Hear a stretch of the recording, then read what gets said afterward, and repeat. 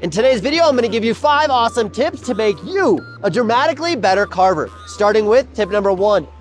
As you're carving, the goal is to be able to slice the snow just like this. Notice that I'm picking up speed. Notice that I'm able to balance along that edge.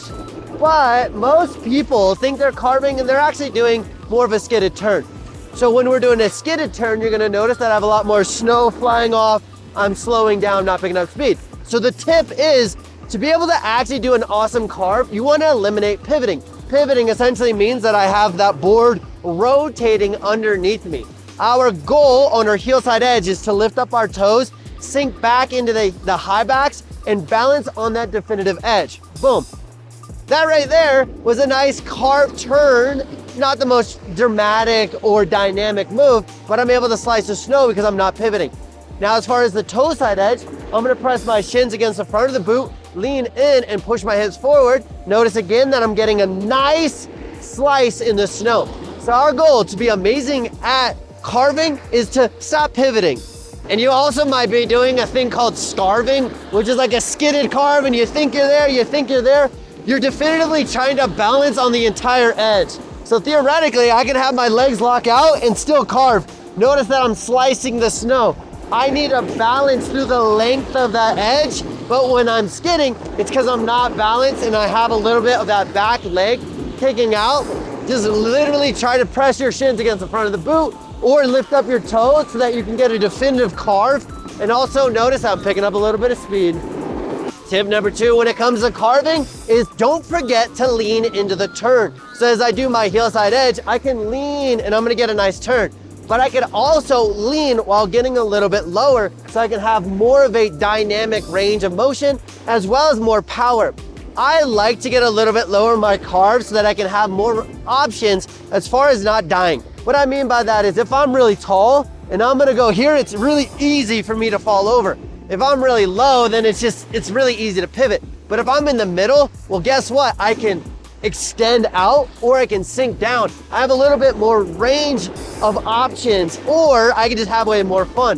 Whether I'm on my toe side edge or my heel side edge, being able to sink down a little bit is gonna make your carving way more locked in. In less than 3 seconds, I'm gonna demonstrate why these goggles are amazing. And no, these magnetic lenses are not like everything else on the market. And what I've done is I've added this little pin right here, which is going to give the actual goggle a lot more vertical structure so that when you're taking your goggles on and off your helmet multiple times a day, that you're actually gonna have a lot more strength so that they don't fall off. Plus, every single goggle has 2 lenses that come with it. So you get a dark lens and a low light lens. Plus, all of our lenses are made with Zeiss, so you know you're gonna get high quality and crystal clear vision. And if you look back at every single one of my Instagram or YouTube videos, you're gonna notice that I'm rocking a dark lens because it's literally crystal freaking clear. So if you're interested in picking up a pair of goggles, check out the link down below. Plus I offer a 30-day money back guarantee, so it's no risk to you at all. Let's go.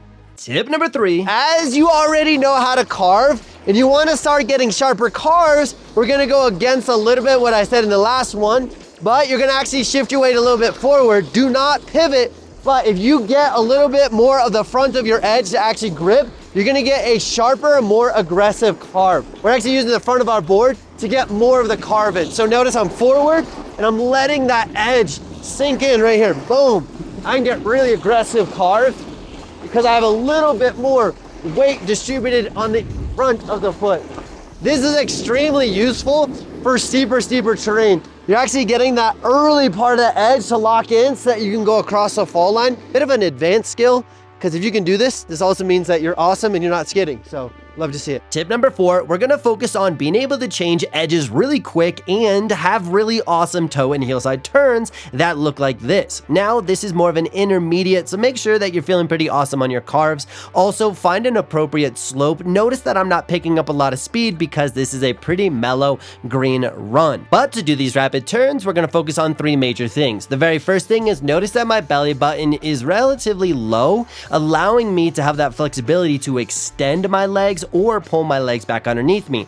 Every time I do this heel side turn, I'm gonna push the board away from me, and then as I finish that turn, I'm gonna pull my legs into me, and then I'm gonna repeat the same thing on my toe edge. Next, let's focus on the shoulders and the spine. So essentially the lead shoulder is pointed down the hill, my spine is relatively upright, giving me the most amount of range of motion for those legs to do what they need to do. But you're also gonna notice that I'm in a super balanced position. I'm constantly carving, I'm constantly moving because I'm in centered position and I'm not waving my arms around. I'm not having to move my shoulders or my spines to do any of the turns. So I'm truly letting that edge of that snowboard help me do that carve. I'm just allowing it or guiding it to do the move. Now let's talk about how the heck do I do this rapid edge change without catching an edge. Now, as long as my body's in a neutral position and my board is pointed straight downhill / down the fall line, I'm not going to catch an edge. And for those that don't know what the fall line is, essentially if you had a bowling ball and you were to roll it downhill, wherever that path of gravity takes the bowling ball is the fall line. So if I'm going parallel with the fall line or down the fall line, I have no chances of catching an edge. If I go perpendicular, then that's when I catch an edge. So as long as I'm just pointed straight down the fall line and reading the terrain appropriately, I'm not gonna catch an edge. And a nice little bonus tip is definitely start mellow and then progress your way up to be doing more aggressive turns like I'm doing in this video. Tip number 5 is, do you have the ability to take off on an edge and land on an edge, which is extremely useful for park riding or just being a more awesome snowboarder. So try this drill the next time you go snowboarding. My goal is to use more of my knees, and I'm going to do this heel side carve. I'm going to extend, pull my legs underneath me, and then land back in a definitive carve as you see here. And of course, I'm going to repeat it on my toes, bringing my knees up and extending them out. One thing that you're going to notice on this next one is how I pull my knees up and then extend back out from underneath my belly button, so that technically my belly button always lands to the inside of that next turn. Also, being able to land with my shins pressed against the front of my boots is going to help engage that edge. And then on my heel side, if I can land with my toes up,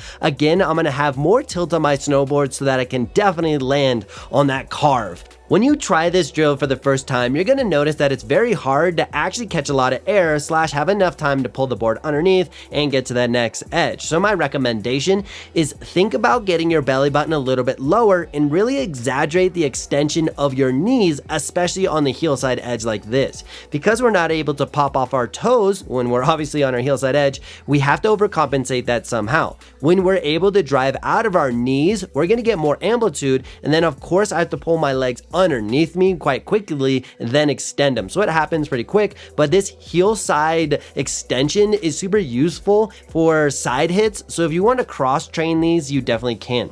And then when it comes to your toe side edge, of course you have that toes to pop off, so it's definitely a lot easier, and I would still focus on extending the knees. But one thing that you may find challenging is as you are landing on your heel side edge, a lot of times we're not trusting that edge. So definitely think about getting your belly button over the heel side edge and really sinking into that edge like you're sitting on a chair. That's going to give you a very strong body position. And then the last tip with this one is, as soon as you land, don't forget to absorb the landing. That means that I can control my edge and I'm not having that board slap down or go flat. And do me a favor, if you found any value in this video, definitely give it a like, because that's going to share it with more snowboarders so we can make as many snowboarders as awesome as possible. I appreciate you. Put your post notifications on, subscribe. You're amazing. Bye.